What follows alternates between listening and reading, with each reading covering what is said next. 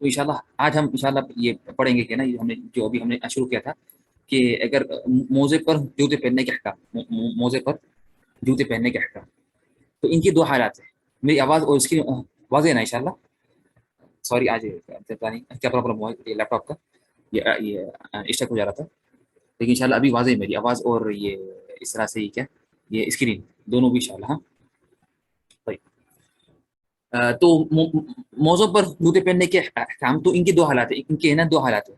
پہلی حالت یہ ہے کہ اگر جوتا ٹخنوں سمیت پورے قدم کو یعنی ڈھانپ لیتا ہے تو اس پر مسح کرنا جائز ہے، کیونکہ اس وقت وہ موزے کی طرح ہے اور اس کے احکام موزے پر موزے پہننے کے ہوں گے. یعنی اگر جو جوتا انسان نے پہنا ہے موزوں کے اوپر، تو اگر یہ جوتا مکمل ڈھانپتا ہے یعنی انسان ٹخنوں سمیت پورے قدم کو، جتنے حصے کو ہم دھوتے ہیں یعنی وضو میں، اگر اس کو ڈھانپتا ہے یہ موزہ، یہ جوتا، تو اس پر مسح کرنا جائز ہے. اور اس کے حکام کس طرح ہوں گے؟ جس طرح کہ ہم نے موضوع کے اوپر دو موزے پہنے، یعنی جیسا کہ ہم نے کل پڑھا تھا، ہم نے جو کل جو پڑھا تھا لاسٹ، یعنی کل، کہ اگر انسان نے اگر ایک موضوع کے اوپر ایک موضوع پہن لے، دو موزے پہن لے، تو نا اس میں نا اس کی جو تین حالات ہیں، تو اس کے وہی سیم احکامات ہوں گے. اگر کسی نے اگر جوتا پہنا موزوں کے اوپر، اور یہ جوتا کیا ہے؟ مکمل کیا ہے؟ تو نا وہ اس کے یعنی اگر مکمل ڈھانپتا ہے، وہ مکمل قدم کو اور مکمل پیر کو وہ ڈھانپ لیتا ہے. جوتے اگر اتارنے میں پریشانی نہیں ہے تو پھر بھی شوز پہ کریں گے. نہیں، مرضی آپ کی، یعنی یہ کرنا یعنی ضروری نہیں کرنا، اس پہ مرضی ہے. یعنی ہم کہہ رہے ہیں جائز ہے کرنا، یہ نہیں کہ کرنا جائز ہے. فرق ہے، کرنا جائز ہے اور کرنا ضروری ہے، دونوں فرق ہے.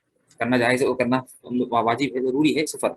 تو جب ہم کہتے ہیں کرنا جائز ہے کہ آپ کر سکتے ہیں، لیکن اگر کوئی کہتا ہے کہ اگر کسی نے جوتا پہنا، اگر وہ ڈھانپ لیتا بھی ہے اس کو یعنی پورے یعنی سارے قدم کو، لیکن وہ چاہتا ہے کہ نا وہ مسح کرے کسے یعنی موزوں پہ مسح کرے، تو وہ نکال کے تو جائز ہے، کوئی حرج نہیں، ضروری نہیں کرنا. ٹھیک ہے نا؟ دونوں جائز، حرج نہیں. ٹھیک ہے نا؟ تو دوسری حالت کیا ہے؟ دوسری حالت یہ ہے کہ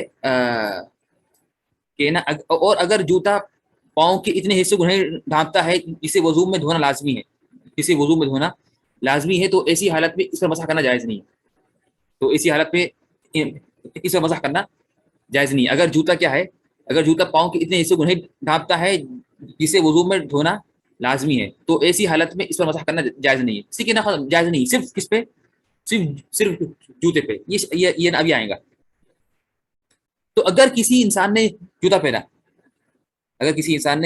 پہنا، اور یہ جوتا ہے نا پورے قدم کو اور پورے پیر کو یہ نہ نہیں ڈھانپتا ہے، تو اس کی تین حالات ہیں، اس کی تین صورتیں. اس کی کتنی صورتیں ہیں؟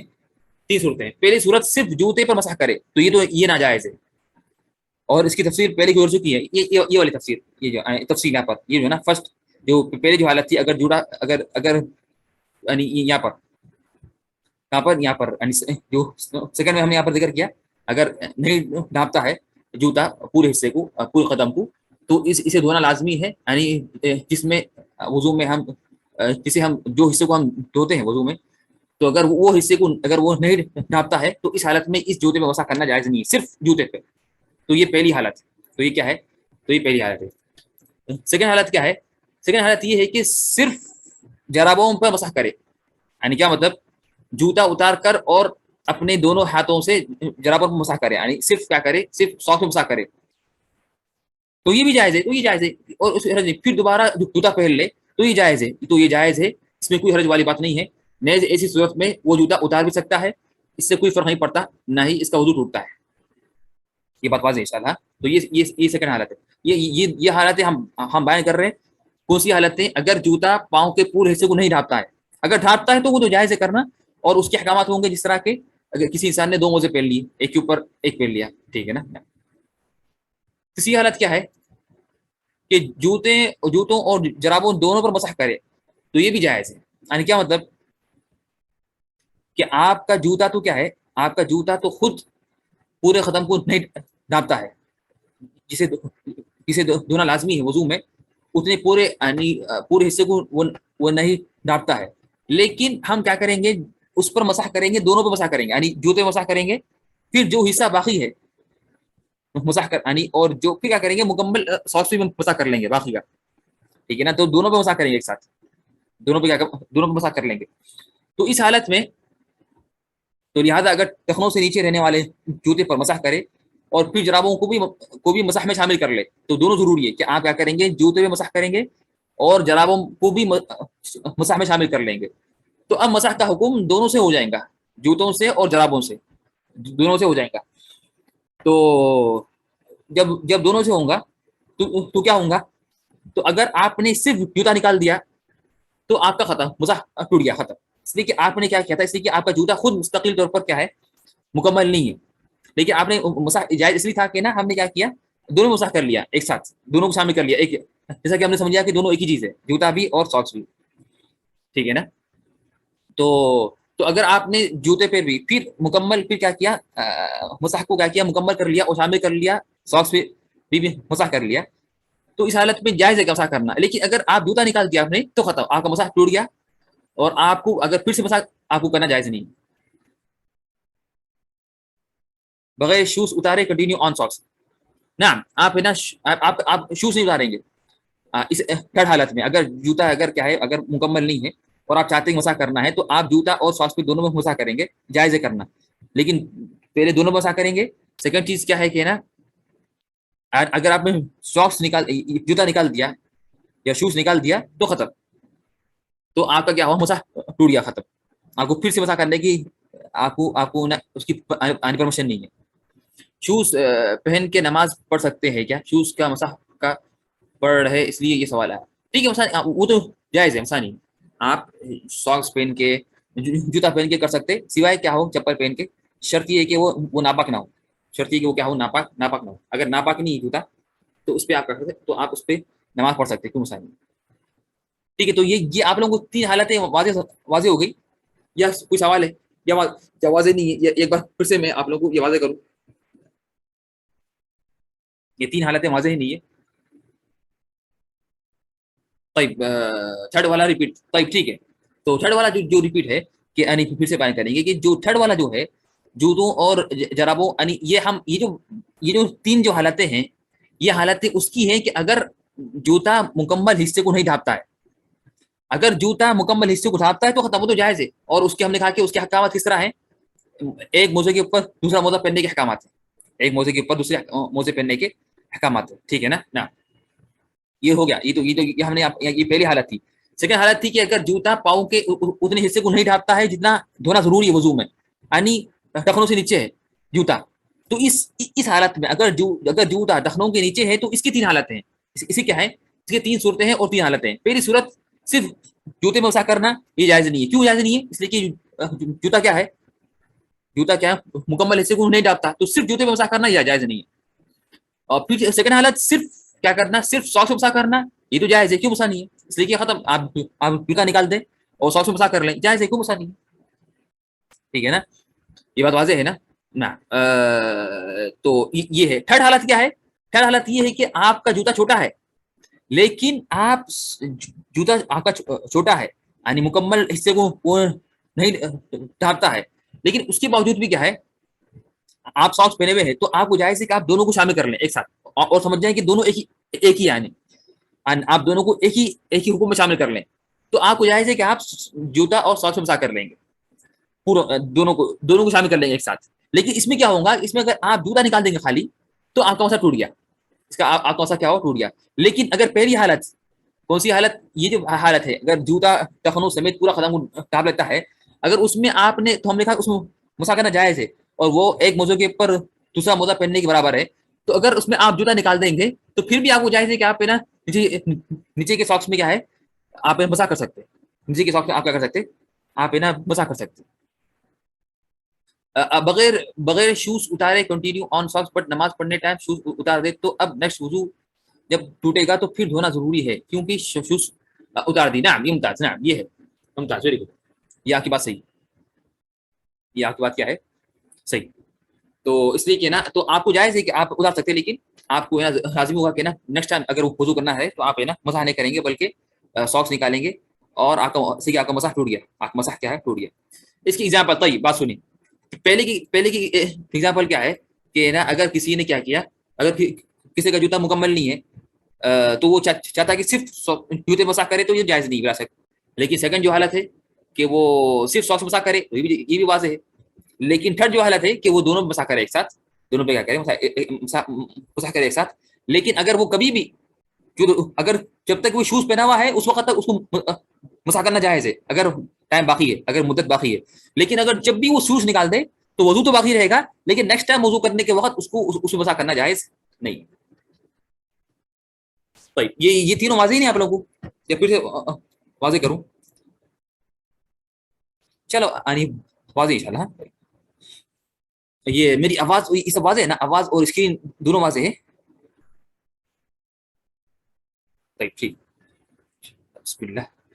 یہ نہیں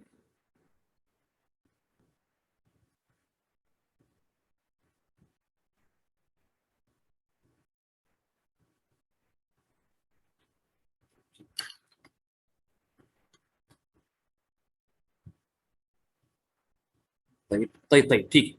اب انشاءاللہ ہمیں نا یہاں پر اب انشاءاللہ آگے بڑھتے ہیں.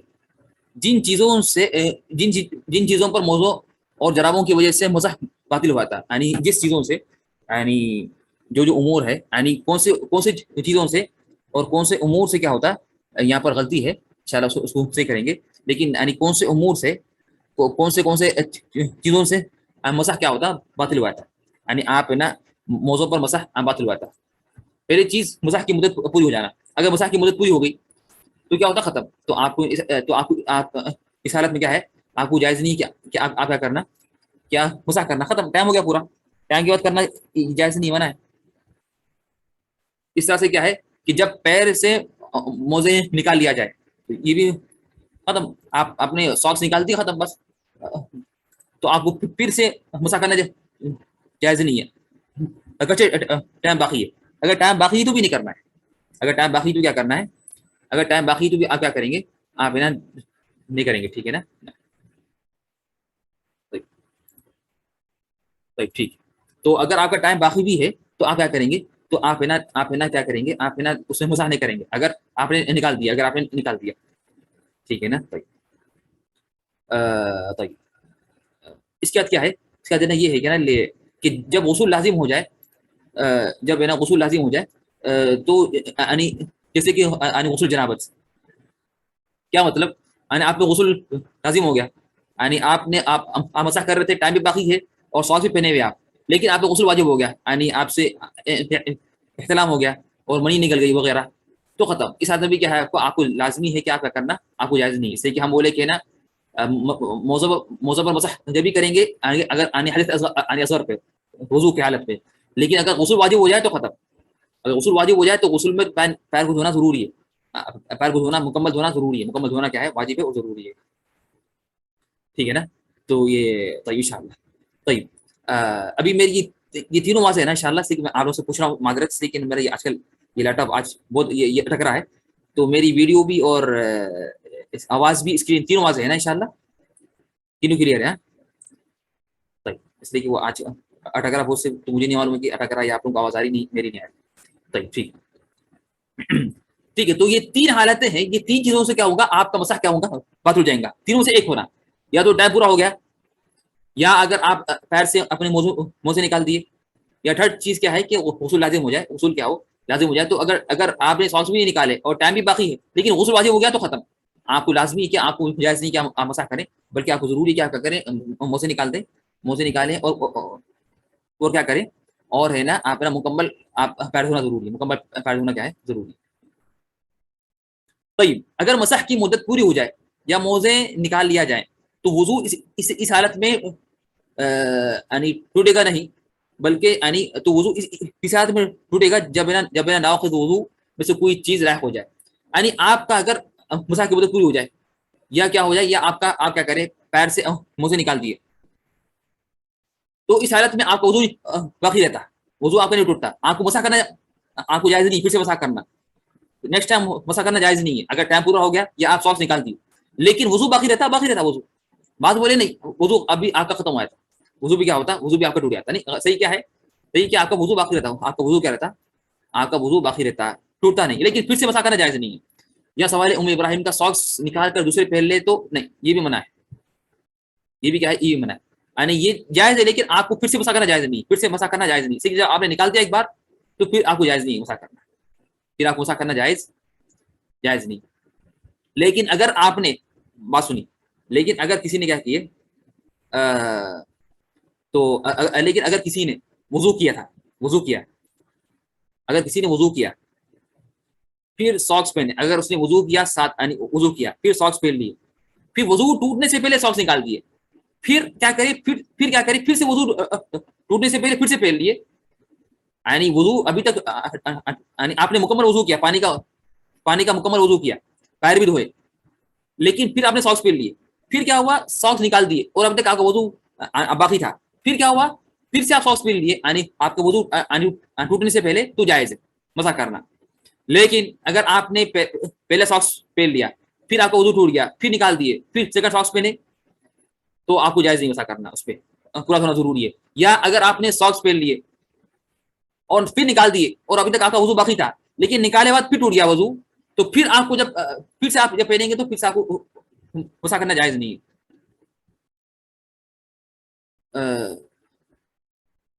نہیں اس میں ہم تو وہ تو ہم نے پھر سے نیکسٹ ٹائم شروع نہیں ہوگا. کیوں؟ اس لیے کہ نا ابھی تک شروع نہیں ہوا آپ کا. اگر بات سنی, اگر کسی نے کیا کیے, بات سنی, 6 بجے ساکس پہنے, 6 بجے وضو کیا, مکمل وضو کیا, پھر 7 بجے اس نے ساکس پہنے, پھر 8 بجے ساکس نکال دیے, پھر 9 بجے پھر ساکس پہنے, تو ابھی تک اور اس کا ابھی تک وضو ابھی تک باقی, اس کا وضو ابھی تک نہیں ہوا, یعنی اس کا ابھی تک وضو نہیں ٹوٹا, تو اس کو جائز ہے کہ مسح کرنا. لیکن اس نے پھر کیا کیے, سیکنڈ ساکس پہنے, پھر اس کا وضو ٹوٹا, یہ 8 بجے اس نے سیکنڈ ساکس پہنے, پھر اس کا وضو ٹوٹا 10 بجے, پھر اس نے پہلے بار مسح کیا 12 بجے, تو پھر کب سے شروع ہوگا اس کا ٹائم, 8 یا 10 12 بجے شروع ہوگا نا, 12 سے شروع ہوگا نا, 12 سے. تو یہ ساکس پہننے کا اس میں کوئی تعلق نہیں ہے, ساکس پہننے کا کیا ہے, اس سے کوئی تعلق نہیں, یہ بات واضح ہے نا. تو لیکن شرط یہ ہے کہ آپ کو وضو نہ ٹوٹے, وضو ٹوٹ گیا تو ختم, جائز نہیں. یہ بات واضح ہے انشاءاللہ. صحیح, ٹھیک.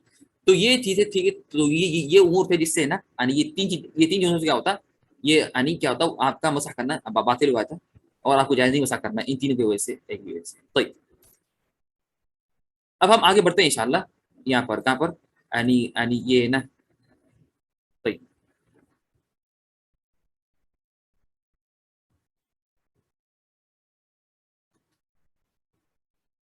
اب ہم پڑھتے ہیں انشاءاللہ یہ نا غسل کا بیان. تو ابھی تک ہم نے پڑھا تھا کہ نا, ہم نے کیا پڑھا ابھی تک, time start from the beginning of first مسح, ہے نا, time start from the beginning of first مسح, ہے. تو ابھی الحمدللہ ہمارے سارے مسائل ختم ہو گئے, یہ مسح الخفین کے سارے مسائل ختم ہو گئے. اب ہم شروع کریں گے انشاءاللہ غسل کا بیان. اب انشاءاللہ ہم شروع کریں انشاءاللہ غسل کا بیان. اب ہم پڑھیں گے انشاءاللہ. سب سے پہلے غسل کی لغوی تعریف کیا ہے, یعنی غسل کی لغوی تعریف کیا ہے. شوز پر بھی انگلی سے پنڈلی تک نا, سب یہ تو یہ طریقہ سب کا طریقہ ایک ہی ہے, شوز پہ, ساکس پہ, سب پہ ایک ہی. صحیح, اور کوئی بھی ساکس.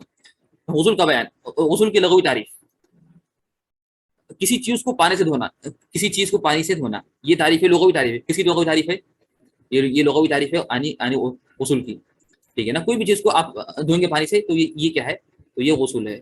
صحیح, اس طرح سے. لیکن غسل کی شرعی تعریف کیا ہے, عبادت کی غرض سے خاص طریقے پر انسانی جسم کو پانی کے ساتھ دھونے کو کہتے ہیں. یعنی عبادت کی غرض سے, یعنی اللہ کے لیے, یعنی عبادت کی غرض سے خاص طریقے پر انسانی جسم کو پانی کے ساتھ دھونے کو کہتے ہیں, یہ غسل ہے. تو یہ غسل کی تعریف ہے. یہ غسل کیا ہے, شرعی تعریف ہے. اور ہم نے آپ لوگوں کو اس سے پہلے یہ بات بیان کی تھی کہ نا, کئی بار بیان کیا کہ غسل کی شرعی اور لغوی تعریف میں فرق کیا ہے. شرعی اور لغوی تعریف میں کیا ہے فرق, کیا ہے شرعی لغوی تعریف میں فرق کیا ہے. یعنی کسی کو بولتے ہیں یہ شرعی تعریف ہے, اور کسی کو بولتے ہیں یہ نا لغوی تعریف ہے, اور کسی کو بولتے ہیں کیا ہے, یہ لغوی تعریف ہے. یہ ہم نے دیکھا کہ سب سے پہلے طہارت کے مسائل میں, یہ بلکہ ہم نے دیکھا کہ سب سے پہلے فقہ کی تعریف, طہارت کی تعریف, وضو کی تعریف, پھر اس طرح سے غسل تعریف, اس طرح سے. ٹھیک ہے نا, یہ بات واضح ہے.